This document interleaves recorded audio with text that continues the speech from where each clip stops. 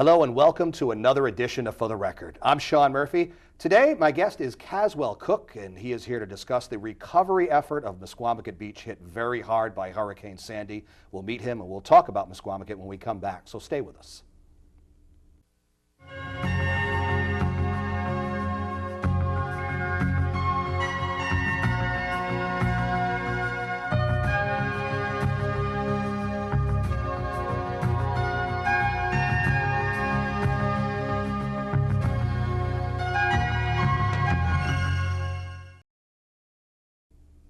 Welcome back to For the Record. I'm Sean Murphy. My guest today is Caswell Cook.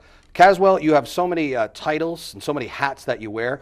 First of all, you're a Misquamicut Beach business owner. Yes. You are president of the Misquamicut Business Association. Executive director, yeah. Executive director. You're a town councilman for Westerly, and you also have a band too. You know? Right. Don't mock that last one. Let's talk about your business first. I Sure. kind of want to get your background sort of out of the way first, and then we'll talk about the recovery effort. You have a business on Misquamicut Beach. What is it? Seafood Haven. We've been there for 20 years, since 1993. I worked there then when I was just out of high school, and so I just gave away my age. And I'm doing the math right now. So 20 years later, Yeah. 38, yeah.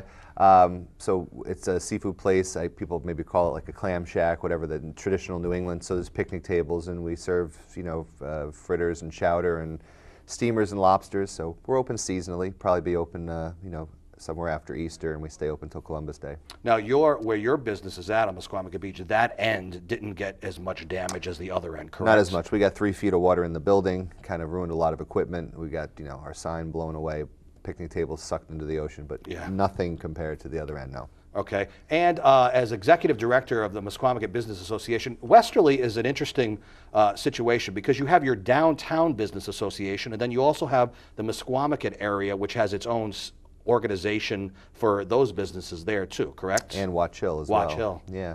Yeah, I would kind of look at it, how would I describe it? You take like the Chamber of Commerce, maybe they're like the superintendent of schools, right? And we're each principals. Something like that. Yeah, the Misquamicut Business Association, we started it in the year 2000. In the 70s and 80s, I think Misquamicut had a certain reputation, whatever that was. A lot of people miss those days. When there was a lot of clubs, there was a lot of arrests. It was given the honky tonk name, and so a lot of things happened around the year 2000. Number one, some of those bars that, like the Atlantis and the Wreck, those famous bars, that all kind of went out. Town purchased the property, turned it into they call it the Newtown Beach, Wishkenow Town Beach. So that kind of happened the same time the NBA started, and our goal was to do family-friendly events. So whether it's fireworks, concerts, magic shows, we have a drive-in screen now. So we do weekly drive-in movies, the Spring and Fall Fest. All those things kind of make the family-friendly beach, and then we promote Misquamicut. So everyone at the beach, for the most part, there's I think 51 businesses, and I think 47 of the 51 are members, so it's a pretty good group. And then people that supply us, whether it's Coke, Pepsi, Cisco Food Products, whatever those companies, they join us as allied members. And then some of the smaller stores around town that benefit from the traffic, whatever, they join us as associate members. And then the fourth category of our membership is people that own cottages and rent them out. So we have about 180 members. And we've been doing pretty well. So we have a board that I report to, and then they hire me as executive director. Now, does it make sense that you being on the board is a business owner in that area? I think it helps. Yeah. I don't think it's a necessity, but I mean, when I started with the MBA and revived it after about 10 years of it being defunct, I mean, it was because I had a business there and a vested interest. So obviously that works. But I mean, whoever my successor will be at some point, now that the organization is established and firmly rooted, they won't have to own a business there. They could be somebody with just a background of knowing what to do as an executive director. I kind of learned everything on the job as far as publicity, promotion, things like that over the years. So. And you're savvy you're on the radio with us all the time and on TV and everything. I used to work for your former boss at your radio station, John Fuller. He was my first job when I was in high school with my friend Chris DiPaolo, who you've had on this show as well, who owns a radio station. So my first job in high school was radio. Now there was a couple you said there was a few businesses that aren't part of the association down there. Why would they not want to be part of it? They're there, Oh, I don't want to go into it here. Politics, huh? And I don't know. Maybe they don't like me. No, I don't think it's that. I just, whatever. There's always never going to be 100% participation. But I think the fact that we have over 90% participation means that we're doing pretty well, and the organization is pretty on solid ground. pretty solid ground. Now, do the other, like Downtown Business Association, do they get involved with any kind of cross promotion? Do they help out in any way that they can? Yeah, well? I mean, we try to promote things back and forth. We certainly encourage people that come to Misquamicut. You want them to know what's going on in town. And we had a trial run trolley, I would call it, the year before, and unfortunately, it just didn't get the steam I wanted it to. But that was the real way to connect our downtown, Watch Hill, and Misquamicut. Because look, Misquamicut's got all the parking. Watch Hill and downtown have limited parking. So it worked really well, but it was a very short trial, and I hope that we can revive the interest in that and get that back. And how about the Chamber of Commerce? Is that sort of an all-encompassing for everything? Chamber, their mission is to promote the whole town, or it's actually the Greater Westerly Pawcatuck. So it's actually pretty unique. It's a two-state, two towns. And they promote equally the three distinct sections of Westerly, so downtown, Watch Hill, and Misquamicut. So each business association is just a little more area specific, but we support everything that the Chamber does. They support the things we do. We've been out raising money for the Chamber Foundation's fund for the hurricane relief it's called the Jumpstart Small Business Program. So we've been out promoting that fund because it's going to help our members and it's going to help our beach. So yeah, I think we pretty much work hand in hand with the Chamber. Now, for those, you kind of described it there already, but for those that may not know, Westerly, Rhode Island, as opposed to Misquamicut, is part of Westerly, just like Watch Hill is, correct? Right. It's almost like a borough in a way? Villages within the town. Yeah, there's no separate government for that. Right. Well, actually, I take that back. Each section does seem to have its distinct fire district, and they're autonomous from the town. So me being on the council, we don't have any say over fire departments in Westerly. So there's one in Westerly, there's one in Dunn's Corners, Misquamicut, Watch Hill. So yeah, they have that, and they have their own tax and their own garbage collection. So it is a little different, but yeah, it's all the same town, same zip code. Since you mentioned government, let's talk about another one of your titles. You are a town councilman, and you're very savvy in the sense that you are very active on social media. Yeah, savvy on social media. When you were knocking on doors and shaking hands and kissing babies, do politicians still do that, by the way? Well, I have my own babies, so you're kissing them all the time too. I've been on the council for. I got elected in 2002, so they're 2-year terms. So I just in November got elected to my 6th term. And the thing about that was the timing was really awkward. The election time, right? A week after right the after hurricane. Sandy, and you were in full, election mode, but then you also had Sandy to deal with. Yeah, well, I think all campaigning stopped in Westerly, at least for me. It became a matter of, as you said, using Facebook, which was really amazing to get the word out about what was going on. That was a unique situation. And then coordinating the volunteer effort that first weekend. So yeah, the election didn't play in, but I think, people saw what I was doing, and I did get elected, and I was thankful for that. But yeah, I didn't have time to go put my signs back out and do things like that. They all got blown away anyway, right? We took them all in. I took them all in. Most people took them in, or they would have been projectiles. But right. Getting them back out was not really in the cards. But at the end of the day, it didn't matter. I think there were 15 or 16 people running, and the top 7 get elected in the way it works in our town. So when you go in the voting booth, it says, pick up to 7. So I came in second, which was pretty good, especially being a Republican in Westerly, Rhode Island. Well, is there how does it work? Is there an alderman? Is there a mayor, or is it simply a city manager? How does that work? Yeah, town manager. Okay. The 7 councilors hire a manager. So his name is Steve Hartford. He's in charge of the town. We like as an individual councilor, I wasn't in charge of what was going on during the hurricane. I was in the room and I was reporting on what was going on, and occasionally the council would be asked for, or if something was going terribly wrong, I guess the council can override as a group a decision. You can overthrow that government, right? Well, the manager, yeah. I mean, right. The manager reports to us, but he doesn't. No one in the town reports to an individual councilor, so we have no individual authority. We only have authority as a group to vote. Right, to vote. So, so we've hired Steve Hartford, and he's done a great job. Has a great relationship with Governor Chafee, who was also awesome in this. I got to say that the day after the hurricane, you expect your politicians to show up. So was the governor, the lieutenant governor, Senator Jack Reed, camera time, Senator I guess, Whitehouse, right? Congressman Langevin, but then they kept coming back. Good.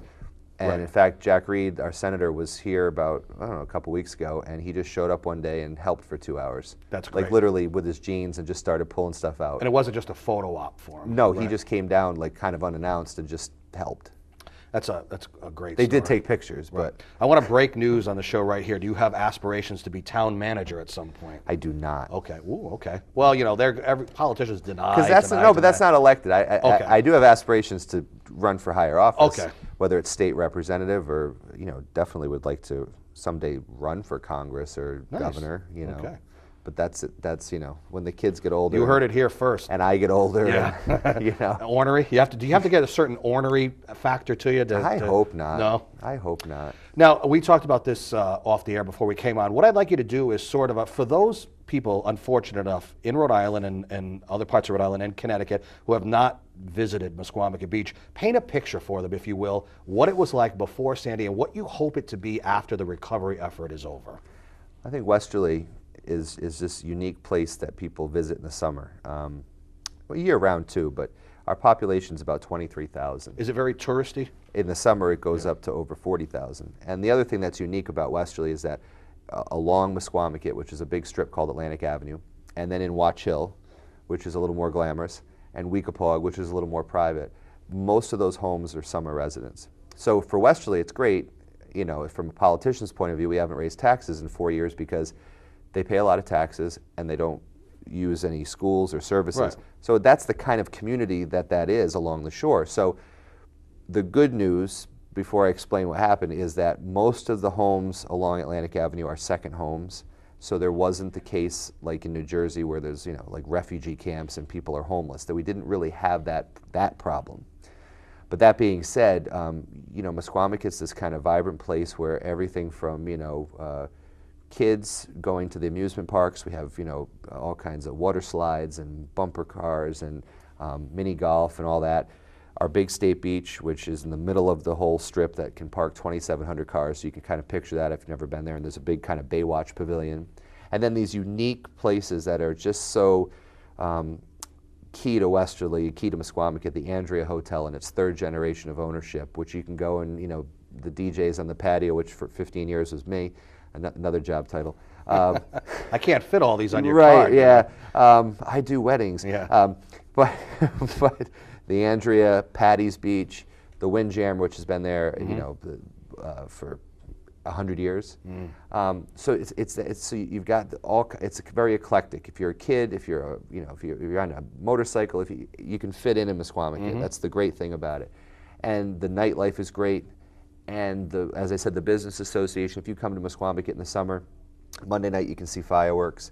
Tuesday night the Chamber of Commerce does little kiddie movies on the beach. You can sit on the beach and watch, you know, Benji or something.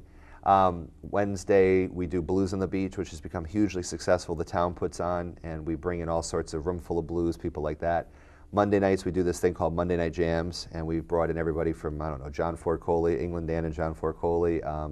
We've had Denny Lane from the Moody Blues and Wings. We had Jonathan Edwards doing Sunshine this year, Al Stewart, Ear of the Cat. Those are the caliber of people that we have come in. Thursday nights we have magic shows, and then we have this, there's only 2 drive-ins in Rhode Island, and one is in Misquamicut, and we kind of took these 2 huge cargo containers, you know, shipping containers. Our stuff is inside for our festivals and stuff, but we built this big drive-in screen. So you pull in, and we were, you know, everything from Caddyshack to Jaws. Nice. And is Jaws a good idea to play on a beach? It is. We've done it twice now, yeah. and it's the most packed one. We did the Goonies. Yeah. We did, you know, we've done some good stuff. Grease, you know, movies, classics, you know, modern classics. Vacation. So those are the kind of things you can do in Misquamicut, and we kind of bookend the season with Spring Fest a couple weeks before Memorial Day, and Fall Fest a couple weeks after Labor Day. And we bring in names, whether it's, you know, Rick Derringer and John Cafferty, the Beaver Brown Band, Room Full of Blues, people like that come in. And we have a main stage, and then we have Rockwell Amusements, so you got the Ferris wheel. And there's nowhere else you can get on a Ferris wheel and just like look out over Block Island Sound, Yes. Long Island. I was the on whole that thing. this Yeah. past Fall Fest. So. And rides, and then we have about 60 or 70 vendors. So it's like a mini Big E sort of thing, Yeah, whatever. lots of carnival food. And, So we do all that, and so that's kind of what it was. And then all of a sudden this storm came, and the whole landscape just changed overnight in a few hours. yeah. Let me ask you this question. Will the topography be changed forever there, even after they rebuild? I mean, are there things that are going to be very different as far as beach and land? I don't know. I mean, when the storm hit and you went down the day after, the water was still high. Yeah. So, you know, looking at it that day, you're thinking nothing will ever be the same. But the water's receded. There's like 6 the or 8. dune area. Is the that dunes different? are gone. Okay. The dunes are gone, and that's what. So when I looked out over the whole stretch of beach the day after, it didn't look like Misquamicut. Because it's flat. So where there used to be big dunes, you can see clear through to the water now. And especially on the section, there's a couple of sections of Misquamicut. There's kind of the sun rises in the east, the west end of the. I have to always say, I'm not good with west, north, south, east. The west end of the beach is connected pretty much to the mainland. So where the people that might know that are in Connecticut and Rhode Island, the Pleasant View, the Andrea, they're on the mainland, so to speak. They're still on the coast. But as you move further down towards Patty's and the State Beach, which a lot of people know our State Beach, that's on Barrier Beach, meaning there's a pond on one side. So right there, it's so narrow that it's just flat all the way across. And that's going to be a trick, because there's governing authorities to what you can put back. There's the Coastal Resource Management Council, CRMC, and there's Department of Environmental Management, or DEM, or DEP, they call it in some states, whatever. They're going to say where the dune line will be, where the new coastal feature will be, and that will determine what gets built, because the biggest problem in Misquamicut is there are no sewer system. There's no sewer system. It's been a bone of contention for years to put sewers at the beach. So everybody's got an individual ISDS septic system. They want this, the DEM and Coastal want everyone to upgrade January 1st, 2014 anyway, to these above ground denitrification systems, which are really expensive. And the ones that, from what I saw, that did upgrade already, they got washed out. So you're talking a traditional septic system versus something that's 3 times as expensive. And you also have to have certain setbacks. So if the dune line is in a new place and you have to be more than 200 feet from a coastal feature, which is a dune, that's going to change things. And the other thing that's going to change the landscape is if your building was more than 50% destroyed, financially, not physically. So if you're assessed at $500,000 and your damage is $1 million, you have to go up on 15-foot pilings, which means tear down a structure. So anything that was sort of grandfathered from being there forever, like you said, Windjammer is a good point. Right. There are new guidelines that they have to follow when they rebuild. Right. And so when people ask, will the landscape be different? I think some buildings will be different. There were a couple buildings that are gone. There's a place that a lot of people know called Sam's Snack Bar, a great guy named Norm. And there's nothing. I went down there the next day and there's nothing left. Wow. It's gone. It's 100% gone. Now he's on Barrier Beach. So what can he do? Because I heard if you're more than 50% destroyed on Barrier Beach, you cannot rebuild, even to code. I don't know that that's the case. There's also a lot of, the couple of folks talk about, you know, buying those nice portable units to put. Right.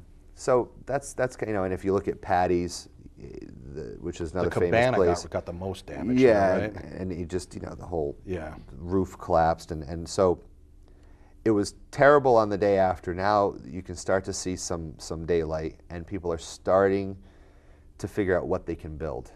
So we've got, there was 6 feet of sand in the street. Yes, you couldn't see where the beach ended and the road began. I was walking down Atlantic Avenue, and the top of the stop sign is at my knee. Man. So all that sand is taken out of the street now. It was amazing work that these contractors the town hired. And it's all sitting in the State Beach parking lot. So where those 2,700 cars park, where our festivals are, there's mountains of sand. Mountains of sand. That has to go somewhere eventually. It's got to be screened to get all the debris out. Not that it's that bad. And then tested, whatever that means, and then put back on the beach. Now, if the dunes are gone, does that mean it stays flat, or do you have to rebuild? Okay, I was going to say, it doesn't bode well for next time, if there is a next time for a bad storm, if it's just all flat all of a sudden, because that's just going to come right in, right? Any place that had a really mature dune, I guess I'm going to call it, meaning it was planted and it was years that it was there, did all right. Because the far end of the beach, down by the Weekapaug Bridge, down where my place is, there's a place called the Dunes Park. And it's a trailer park, and the dunes were so high that there was not even a drop of water in that trailer park. So that's protection right there. Right, but as you go further down the beach, there's less and less dunes because the sand seems to move towards the east, towards the breachway, and then it goes into the pond, and the pond's all filled up. Yeah. So one of the projects I've been trying to get pushed ahead is to dredge the pond. It was something that should have been done We were promised it was going to be done by the Army Corps of Engineers, and then Hurricane Katrina happened, and obviously all federal money went towards where Katrina was in New Orleans. So we're going to try to get that done, because if we can dredge that sand, it's good for the beach. But so as the further you go down, the less damage there was. But as you go down more towards the west, where the Pleasant View and Andrea are, they had the least amount of beach, The most and damage hardly then. any dunes. Yeah. And so they took the brunt of the damage. Plus, they were the older built buildings, so you got, at the Andrea, you've got these, this cement patio that just was like literally lifted up and pushed into the building and destroyed the whole front, the whole beach side of the building. And so there's got to be some consideration. What can you put back? Does stuff have to be on pilings? And where can you build a dune in a place that doesn't have much beach? So the best scenario would be that we could get some dredging done, build the beach out, put the dunes up, which would help to nourish the beach anyway, and come back that way. But I don't know. That's a Even across the street, on the non-beach side, like for example, Sandy's Lighthouse had some damage, correct? huge water. Yeah. Water damage. All those cottages up to, it's actually, Misquamicut, it's easy to picture, it's like a grid. So you got first and second. Yeah. You know, it's like you know, it's a grid. So the water came all the way up, you know, past First Street. So all those cottages, there was one cottage that was put in the middle of the street. There was a couple on the beach side that were destroyed. But everybody lost everything, at least on their first floor, if they weren't on pilings. Right. So the first weekend with volunteers, we ended up cleaning out about 50 houses. Overall, we cleaned out about 150 houses, just putting stuff by the roadside for the contractors that the town hired to pick up, mattresses, all kinds of garbage. So yeah, all those areas, they took a lot of water damage. So Sandy's Lighthouse took a lot of water damage, and so I think they're gonna have to put a whole new floor in. You know, the floor, the walls are all wood, Yeah. and that just soaked up. Right. And it warped, and who know, you know what I mean? Who knew it was in the water? So they have a huge job ahead of them. How difficult was to deal with onlookers and sightseers, because you did have to, on more than one occasion, sort of not allow anybody down there. Eventually, you issued passes. If you had a business or a residence down there, you could at least get down there to get some of your possessions. But Misquamicut Beach in general, you have people that have a tendency to want to just kind of go and, for a lack of a better term, gawk, I guess, and just to see the damage. Yeah, it was. I mean, my perspective was unique. I stayed in the police station, which it's a new police station that we just built. So there's like a command center there, and it's all hooked up to everything. So I kind of just sort of planted myself there, and kept track of what was going on, the calls that were coming in. I mean, I wasn't in authority, but I was just sitting there, and our manager was making decisions with the police. There was representatives from National Grid, who does the electric. Everybody was in the room. And so I started to get bad out. I said, well, I better go home personally, because kids and everything. So I went home, and then came back when it was over. And from an uptown point of view, I'm like, well, some trees. It wasn't that bad. Power's out, whatever. Right. And then the calls started coming in, and then the fire chief showed up, and he's like, you got to, So we went down, and immediately, I mean, the place was evacuated the night before at 8 o'clock. So there was police there. And then we called in, town manager called in the state police and the National Guard, and it became a lockdown situation, no one in. Yeah. So I was, again, it was a unique perspective, because when the governor showed up that first morning, I just, I'm like, I'm coming with you, and he's, I've known him for a long time, and he understands what I do with the beach. He comes and speaks to our association every year, so he wanted me to sort of show him what he's looking at. Right.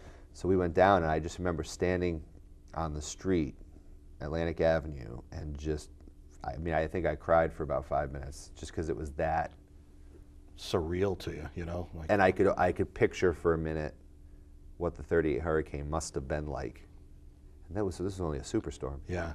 Before we run out of time, I don't mean to interrupt you, but we are quickly running out of time. So let's talk about quickly relief effort. I know that there's been fundraisers already that have occurred at various downtown establishments in Westerly, some bars where you yourself have played in, and some other people. What can people do right now? Where can they go? What can they do? Website-wise, all that. Yeah, I mean, our website is misquamicut.org, so it can take you anywhere you want to go.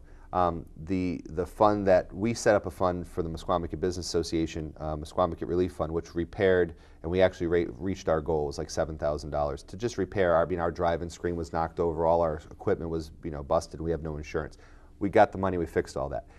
The main effort now is the Westerly Chamber of Commerce. They have a foundation, a 501c3 called the Greater Westerly Charitable Foundation, and they've set up a program that was very effective after the floods of 2010 called Jumpstart Small Business. And so donations are being raised, and they're going to be given out on a grant basis as needed to the businesses that were affected in Misquamicut, because the businesses aren't eligible as much as the homeowners for certain types of assistance. FEMA Right, assistance? right. Yeah. They don't do the business stuff. So that's what these funds are helping. We've had a lot of outpouring of support. There's been raised, I think, $100,000 so far. The Ocean House is doing a big gala in January. We did something recently at the Knickerbocker in Westerly with 6 bands played. We had Terry Sylvester from the Hollies come and play with my band, so a little bit of fun out of all that. A woman named Susan Denise, who works for Jonathan Edwards Winery, she put on a big event downtown, malted barley, twisted vine, a couple of the places down there. They raised $27,000. Wow. And the fundraising continues, too. And the fundraising continues. All these things that you mentioned, can that be found through the Misquamicut.org website? Misquamicut.org, westerlychamber.org, and the easiest thing is just to go to Misquamicut's Facebook page. We've got 11,000 friends so far, fans. It's Misquamicut Beach. It's really simple to find on Facebook. So if somebody wants to volunteer in some way, or maybe some sort of financial contribution. Anyone that wants to volunteer, serverhodeisland.com. It's all spelled out, serverhodeisland.com. And they coordinate the volunteers, and then the Misquamicut Business Association, when they get on the ground, we send them to the places. So really quickly, we've had 1,000 volunteers so far, and we've cleaned up 200 properties. That's fantastic. Caswell Cook, far too many titles to mention, but just know he's got aspirations to be emperor or something like that. No, That's not the next emperor, girl. no. Okay. Pleasure having you on the show. Yeah, Thanks for thank coming you. and sharing. Appreciate it. And thank you for joining us for another edition of For the Record. I'm Sean Murphy. We will see you next time. Take care.